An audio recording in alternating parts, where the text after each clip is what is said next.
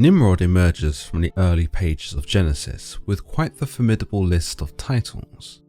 He's a mighty warrior, a mighty hunter, a mighty king, it may as well be said, who had more than his fair share of kingdoms to rule over. Yet this mightiness isn't something that's often looked upon favourably by traditional readers of the Bible, no. This is someone who is far from exemplary, but rather someone whose strength and power set him down a path against the biblical God.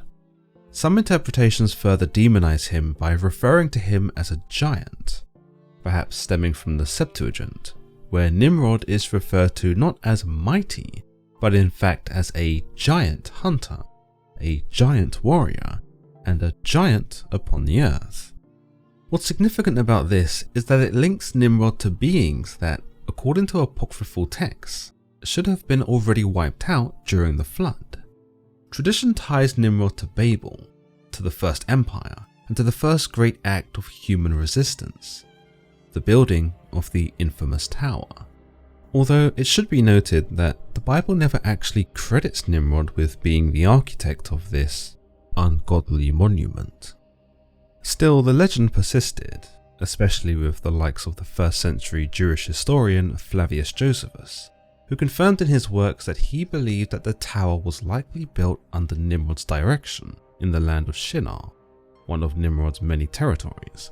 Such a view can be found in even older sources such as the Talmud itself, and later corroborated by various midrash, including Genesis Rabbah. But one other legend speaks of not only Nimrod's construction of this ambitious skyscraper, but also of Nimrod's intentions with such a building, that it wasn't just an affront to God, but also a means by which to reach him and fight him. In essence, this legend tells us that Nimrod became the second being, after Lucifer, to try and challenge God directly. According to the early 20th century priest Sabine Gould, in his work Legends of Old Testament Characters, Gould provides us with various stories surrounding the biblical characters that aren't necessarily provided in scripture, those which provide insights into their roles and give us just that little bit more. Drawing from Jewish and Christian traditions, as well as apocryphal texts and folk tales, Gould is able to provide details about certain characters that the traditional Bible skims over, whether deliberately or otherwise. With Nimrod, Gould supplies us with a treasure trove of details. Some, you might say, give him an additional intrigue and perhaps underdogness, with his aspiration of having a fist fight with God. In his account, Gould tells us that after the times of the Great Flood, the people of the earth lived in fear that God would one day bring about the same devastation again. Indeed, they had reason to fear. They no longer listened to the words of Noah, nor the gentle guidance of Shem, but instead had chosen to listen to the outwardly powerful sovereign of the land, Nimrod, son of Cush, son of Ham. Now, Nimrod had grown a very fierce reputation in his time on the throne, being known as a great hunter and a great warrior. However, his reputation was to only grow when his father Cush gave him the garment which God had made for Adam when he had been expelled from the Garden of Eden, which Adam had given to Enoch, and Enoch to Methuselah, and Methuselah to Noah, and which Noah had taken with him into the ark. Ham stole it from his father, concealed it, and gave it to his son Cush.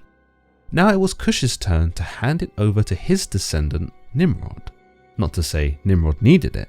In fact, by giving Nimrod this divinely infused artifact, which we can infer from Gould's reading possessed some kind of magical property, it only made Nimrod even more of a force to be reckoned with. He tells us that as a result of wearing this garment, he became unconquerable and irresistible. All the beasts and the birds fell down before him, and his enemies were overcome almost without struggle.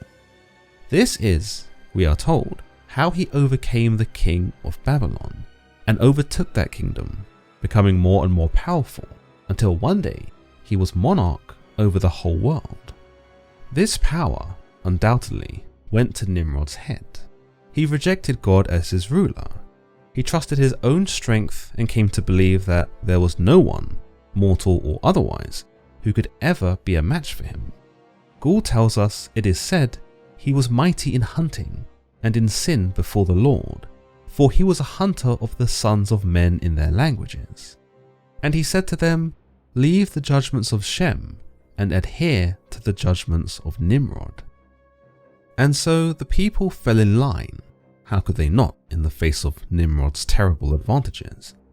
Yet Nimrod was still unsatisfied. In fact, we are led to believe that he became quite anxious.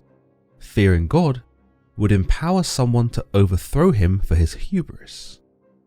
Indeed, he understood God had that kind of power, but it's clear he lost sight of the gap between them, believing God to possess considerable power, but not that much power that he couldn't take him if he tried. What's more, we learn that Nimrod was also vividly aware that God could have just sent another flood to destroy them. Indeed, the trauma of the recent flood still gripped these recent descendants. Yet Nimrod did not shy away from such a reality, but rather embraced the fear, seeking to not only defend against the flood, but also avenge those who were drowned.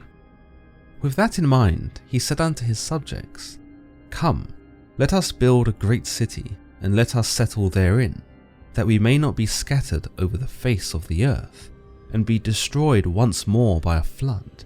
And in the midst of our city, let us build a high tower, so lofty as to overtop any flood, and so strong as to resist any fire.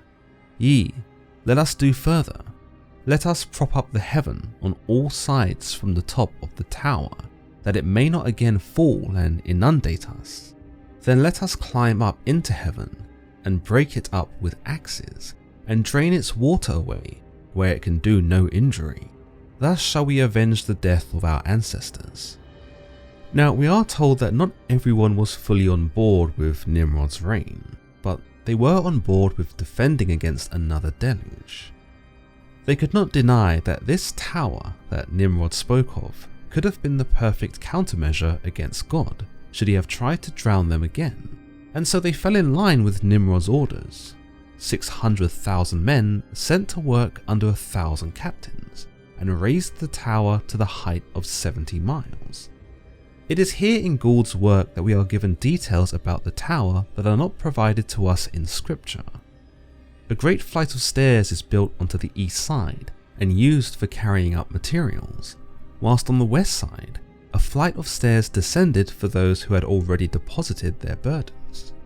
The work was organized, surgical, perhaps even zealotry, for we are told if one worker fell from the tower and was killed, no one cared, but if any of the bricks gave way, then there was an outcry. It shows us how desperately the people of the land needed this tower, not necessarily because it was a testament to Nimrod, but because they knew they had sinned, and they knew that if God sent a flood again, they would be drowned, if not for this tower. According to Gould, some of Nimrod's men shot arrows up into the sky when they were close enough, and when the arrows came back tinged with blood, they shouted and cried that they had killed someone in heaven, possibly an angel. Gould tells us of an ancient Chinese legend here, referring to an early monarch who too had believed himself to be greater than the gods, and who had himself attempted to start a war against heaven by shooting an arrow into the sky. When the arrow went into the sky and returned, spattered with blood, the king had declared, "Look, I have killed God." It's unclear in Gould's account who this blood belonged to, though it probably was an embellishment by Nimrod's men, who came to believe in their plans so much so that they didn't mind bruiting the idea that they were actually making progress, by wounding God or by killing his angels. At this point in time, Abraham was 48 years old and was full of grief and shame at the impiety of his fellow men. So he prayed to God, and we are told in this account that it is Abraham who gives God the idea of confounding their tongues, so that the workers of the tower cannot understand each other. In the traditional Genesis account, God comes to this conclusion all by himself after witnessing the construction of the tower, and comes to realize that if man is successful in building this tower, then who knows what they might achieve in the name of wickedness? So he essentially curses man with multiple languages, ensuring that they would not understand each other and not be able to communicate well enough to continue building. In Gould's account, God sends his angels to do this, who descend upon the builders and spread said confusion, creating 70 distinct languages. As a result, this causes the men to drift away from the tower and from each other until they are spread all over the surface of the earth. Gould goes further into the fate of this tower, however, telling us that the top portion of it was destroyed by fire from the heavens and the basement was ruined by an earthquake. Gould then provides us with another account, an Islamic tradition of the Tower of Babel, where we are told that Nimrod was actually the son of Canaan and the brother of Cush. In this account, Nimrod, having become angered by Abraham, who had refused to acknowledge him as the supreme monarch of the world, cast him into a fire. Yet by the protection of God, Abraham emerged from this fire unharmed. Now Nimrod saw this as an act of war against him, but he knew he could do nothing against Abraham, for God would protect him. So he decided to cut Abraham off at the source. He would go to heaven himself and have words with this God, and if he didn't see reason, he would beat him into submission. His advisors were less thrilled by this plan. I mean, they were aware of God's power, had literally seen it demonstrated in the protection of Abraham. What's more, they knew heaven was really, really high up, and so weren't sure it was even feasible to build something that could enable Nimrod to climb up. Yet Nimrod could not be dissuaded, and so, for 3 years, thousands upon thousands of men toiled to create the tower, and every day, Nimrod ascended to the top. But each day, he was no closer to heaven. One morning, he woke to find the tower had been destroyed, toppled either by the elements or by God himself. Nimrod could not be sure, but he was not deterred. He ordered a firmer foundation to be laid for the tower, and so a second tower was erected. Yet it too fell short of reaching heaven. With this second failure, Nimrod tried a more unique approach by crafting a large box that he could sit in and attaching 4 gigantic birds, known as Roc in Persian and Arabian mythology, to each corner. The birds lifted Nimrod high in the air, indeed the first flight by man, it would seem. Eventually though, the box was upset and Nimrod went tumbling out, landing hard on a mountain which he inexplicably crushed beneath him, splitting it down the middle. Perhaps the Septuagint translation is correct and he really was a giant. Despite yet another failure, Nimrod was not ready to submit, and we are led to believe he began to try other machinations in order to reach heaven. So God went ahead and confused the language of his subjects, just as he did in the biblical account, and thus a large portion of his kingdom was unable to communicate with him, and left to start their own tribes and settlements.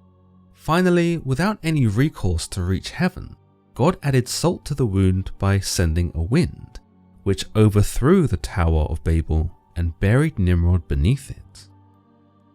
As always guys, if you've enjoyed today's episode, then don't forget to like and subscribe and turn on notifications so you don't miss my next upload. Until next time.